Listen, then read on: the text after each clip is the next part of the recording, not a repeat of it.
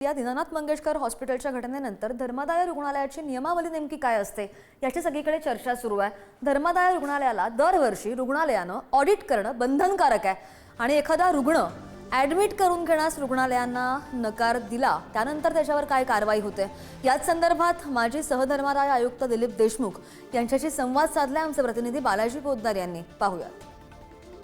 दीनानाथ मंगेशकर हॉस्पिटलमध्ये एका गर्भवती महिलेचा पैसे न भरल्याने मृत्यू झाला। पैसे भरल्याशिवाय ॲडमिशन न दिल्याने मृत्यू झाला। त्यानंतर धर्मदाय हॉस्पिटल जे आहेत त्यात कुठल्या सुविधा असाव्यात, त्यांना कुठले अधिकार असतात आणि त्यांनी काय देणं अपेक्षित आहे याविषयी चर्चा होणं आवश्यक आहे। आणि त्यासाठीच बोलण्यासाठी आपल्यासोबत माजी सहधर्मदाय आयुक्त दिलीप देशमुख सर आहेत।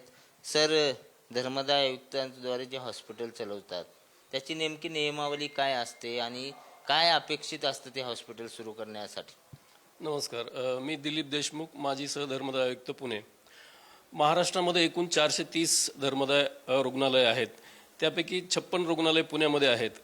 तर हे धर्मदाय रुग्णालय जे असतात तर त्यांना बहुतांशी रुग्णालयाला शासनाकडून सवलतीच्या दरामध्ये जागा मिळालेली असते, विविध सवलती शासनाकडून मिळालेल्या असतात आणि या सवलतीच्या बदल्यात त्यांच्याकडून असं अपेक्षित असतं की गरीब जे रुग्ण आहेत त्या गरीब रुग्णांवर मोफत त्यांनी उपचार करावा असं अपेक्षित असतं।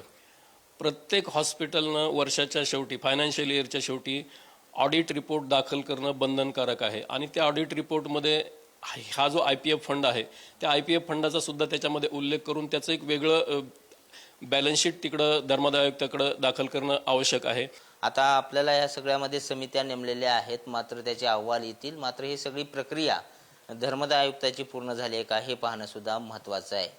व्हिडिओ जर्नलिस्ट निखिल करंदीकर सह बालाजी पोद्दार, पुढारी न्यूज, पुणे।